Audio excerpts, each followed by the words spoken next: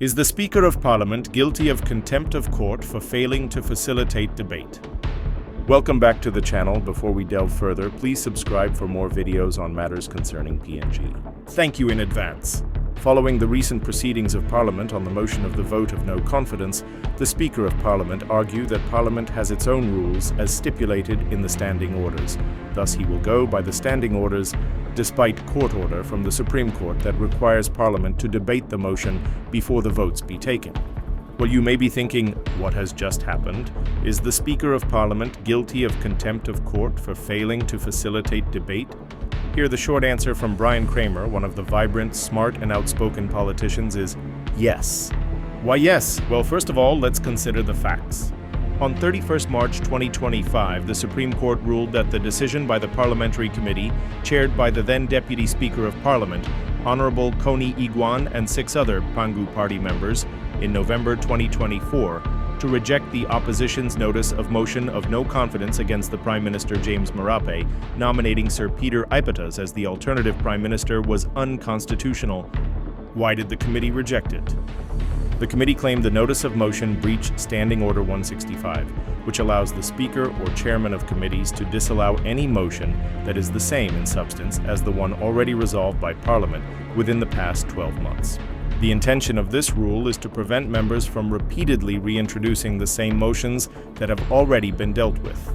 However, the committee argued that in September 2024, the opposition had already moved a previous motion of no confidence, naming Honorable Rainbow Paita as the alternate Prime Minister, and that the opposition motion in November 2024 breached Standing Order 165. Thus, the opposition maintained that the two motions were not the same. The latest motion nominated Sir Peter Aipatas, not Honourable Rainbow Paita, making it substantively different. As a result of that, Deputy Opposition Leader, Honourable James Nomain, then filed a Supreme Court application seeking to challenge Parliament's committee's use of Standing Order 165 to reject the motion of no confidence. He argued that it was unconstitutional to apply this standing order to a motion of no confidence, which is not an ordinary motion but a constitutional process under Section 145 of the Constitution. Interestingly, the court found the decision of the Parliament Committee to reject the motion breached Section 111, rights of members to reintroduce motion, etc. Section 51E, right to take part in parliamentary affairs. Sections 142, 5, and 145, right to remove the Prime Minister. The Supreme Court issued Order Number 8, directing the Speaker to take all necessary steps to recall Parliament on 8th of April 2025 and facilitate debate on the motion of no confidence in accordance with Section 145 of Constitution that provides the process. To comply with the court order, the Speaker of Parliament recalled Parliament on the 8th day of April 2025. However, what did the Speaker do? As the Parliament convened on 8th April, the Speaker issued notice of the motion and then, in accordance with Section 145(1)(b), adjourned Parliament for 7 days until 15th of April, which requires 7 days' notice before such a motion can be introduced, debated, and voted on. Section 145 of the Constitution also provides the motion be given in accordance with the standing orders of the Parliament. The intended practice and process requires that 1. The mover stand and read the motion. 2. The motion be seconded by the seconder. 3. The nominated alternate Prime Minister confirm his acceptance. 4. The mover deliver a speech in support. 5. Members be given the opportunity to debate the motion. 6. A vote be taken after debate concludes. This process reflects long-standing parliamentary procedure and the constitutional right under Section 115, which guarantees freedom of speech and debate in Parliament. So did the Speaker comply? The short answer is no. Why the Speaker deliberately did so? Well, here's what happened behind the scenes. It is alleged that prior to the sitting, the member for Madang Brian Kramer anticipated the government would attempt to pressure the Speaker to gag debate as they did in September 2024 motion and visited the Speaker's office. Upon arrival, he found the Speaker meeting with a group of government ministers. It was clear from the atmosphere that a plan was in motion to gag debate in breach of the Supreme Court orders. Mr. Kramer warned the Speaker that he was under a binding Supreme Court order to facilitate meaningful debate, and that failure to do so could amount to contempt of court. In response, the Speaker said the court had no business directing Parliament to convene or dictating how it should conduct its proceedings. This also led to a debate over whether the motion needed to be seconded, which both the Speaker and the clerk insisted was not a requirement under the standing orders. Thus, Kramer insisted they were required to comply within the motion moved in September 2024. However, the Speaker dismissed Kramer's concern, saying he would rely on advice from the clerk and follow parliamentary standing orders, not court orders. He dismissed Kramer's remarks, challenged his view, saying he wasn't a lawyer and therefore not qualified to advise him. Brian Kramer later briefed his fellow opposition colleague Honorable Karenga Kua on his discussions with the Speaker and clerk. Karenga Kua noted that Standing Order 157 clearly states that a motion must be seconded or it cannot proceed. Furthermore, Kramer immediately messaged the clerk via WhatsApp, reminding him of this requirement. On 15th of April, when Parliament convened, the clerk called Sir Puka Temu to move his motion. As soon as he concluded, the government MPs shouted, "The question be put," a procedural tactic to end debate and go straight to a vote. Without further ado, the clerk quickly intervened to advise the Speaker the motion required to be seconded. Speaker then allowed the seconder, Dr. Tom Lino, to second the motion. When Dr. Lino concluded, Kramer rose to debate the motion, but the Speaker refused to recognize him and instructed him to resume his seat.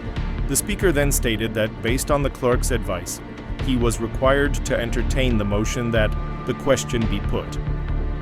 Kramer immediately stood and raised a point of order, compelling the Speaker to allow him to be heard, as Standing Order 96 provides that a Member of Parliament may raise a point of order at any time, and the Speaker is obliged to address it. Kramer again reminded the Speaker of the Supreme Court's instruction to facilitate debate in accordance with the intent of Section 115 of the Constitution. He further warned that failure to do so would expose the Speaker and the clerk to contempt proceedings and possibly to prosecution under Section 23 of the Constitution, which provides for penalties of up to 10 years imprisonment or a fine of 10,000 kina for unlawful acts done in defiance of a constitutional obligation. All these things are captured and recorded under the watch of everyone watching online, how the Speaker of Parliament navigate parliamentary proceedings. So hear the Speaker's response. The Speaker claimed he had anticipated these issues, directed the clerk earlier that week to review the Hansard records dating back to the 1980s. Based on that review, he asserted that many motions of no confidence had proceeded without being seconded, and that past practice was to move the motion, debate it, and then move straight to the vote via the question be put. He acknowledged the existence of the court order, but insisted that Parliament has its own rules and procedures and would continue to process the motion according to its standing orders. Now, is the Speaker's advice correct? The short answer is no. Why? Because the Speaker's justification is flawed for two reasons. One, Standing Order 61 says, as soon as debate upon a question has been concluded, the Speaker shall put the question to Parliament. However, debate had not concluded. 2. He acted in defiance of a Supreme Court order, which required him to facilitate debate. Instead, he entertained a pre-planned motion to gag debate, a move that was both unconstitutional and unlawful. So what really happens when the parliamentary standing order conflict with the Constitution? Well, first and foremost, the Constitution is supreme. When a constitutional provision conflicts with a standing order, the Constitution prevails. Section 11 of the Constitution makes it clear the Constitution is the supreme law, and any act, legislative, executive, or judicial, including standing orders, that is inconsistent with it is invalid and ineffective. This view was confirmed by the Supreme Court declaring Standing Order 165 unconstitutional when applied to a motion of no confidence. Finally, the Speaker or clerk should be deeply concerned. The evidence, video footage of Parliament session, clearly shows a deliberate attempt to suppress meaningful debate in direct defiance of a Supreme Court order and in breach of Section 115 of the Constitution. This is not a trivial matter. The integrity of the Constitution, the authority of the courts, and the sanctity of Parliament depend on strict adherence to the rule of law. A further reason they should be concerned is because in 2016, then Police Commissioner late Tom Kulunga was found guilty of contempt for ignoring a court order and was sentenced to 7 months imprisonment. By the way, what are your thoughts on this? Drop it in the comment section and join the fight to save PNG by sharing this video, and don't forget to like and subscribe for more videos on matters concerning PNG.